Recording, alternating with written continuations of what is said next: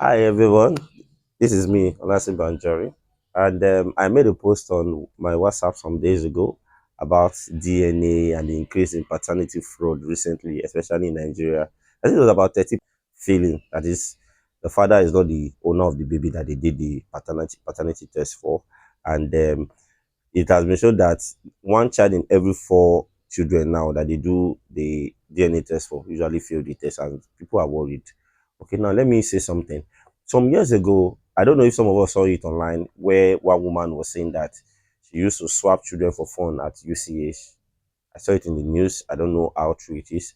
So she said she used to swap people's children for fun. So in a case like that, children that were born in that period of time, it's possible that they've given them to the wrong father, and the man will be thinking that maybe the woman committed adultery or something, or he cheated. No, probably the child must have been swapped in the hospital.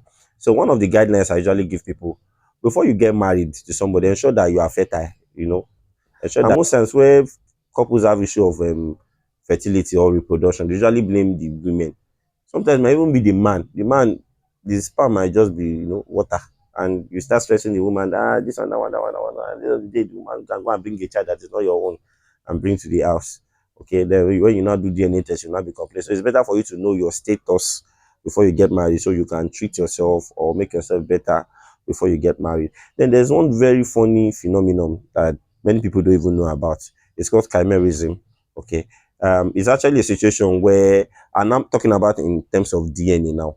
It's actually a situation where somebody might have two distinct type of DNA. You are supposed to carry one particular DNA, but there is a phenomenon called chimerism when one person can actually have two DNA. In 2002, a case happened in the United States where it was shown that one woman did DNA test for two of her children, and they observed that she is not the mother of those two kids. Later on, she said, I'm very sure about this, that I'm the mother of these children. They didn't swap the children in the hospital. They didn't do anything, she didn't cheat and all that. So she was very sure of herself. It was later discovered that the woman is a chimera, meaning she has two different DNA in her body. Just one person haven't to do DNA.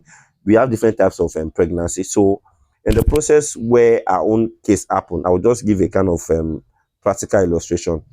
Some women actually produces more than one egg during ovulation. We call it hyper ovulation.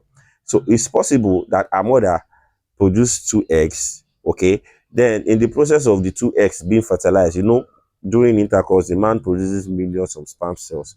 So in the process where the two eggs were being fertilized, they now fuse together to form just one zygote. Okay, zygote maturing into fetus into babies. That's what I mean. They fuse together to form one child. Now, two sperm cells are in that one zygote, meaning that the child now will come out with two distinct DNA. That is what happened in the case of that woman. Most times, sometimes if a egg is being fertilized and it splits on the different side, they can give identical twins. In some cases, when there's hyper ovulation and they don't fuse, we have non-identical twins. But in this case, the two eggs will come together to form just one egg, forming one woman. Now the woman has two different sperm cells forming her. That means she will have two distinct DNA. Now imagine they now do a test for that woman with her children. Will now say, maybe she born them. Where she is actually their mother. And also in the cases of these chimera people, the saliva, we have a separate DNA from the blood. Saliva, blood for DNA test. You can be shocked that the one in the saliva is different from the one in the blood. So next time when you see somebody that is saying that he did paternity test or maternity test and they said I'm not the father, I'm not the mother, go deeper. It's possible they might have swapped your results, they might have swapped your baby, or the place where you did the test is not good enough, they're not efficient enough. I always advise people, when you do any medical test, try another hospital. Some weeks ago, I saw a guy that went to a lab. I was there to collect the result, and I saw him happy.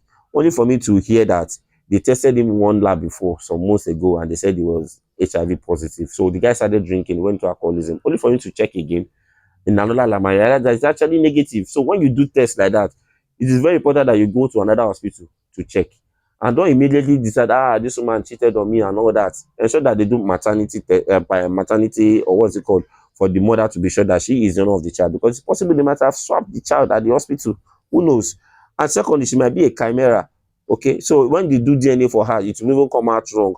So next time when we are talking about DNA and all this paternity, we'll be sure that there are many things that can make somebody feel the paternity test. I believe you might have learned one or two things from this presentation. I will see you some other time. If you have any question, just put it on the comment section. I will reply you. Thank you.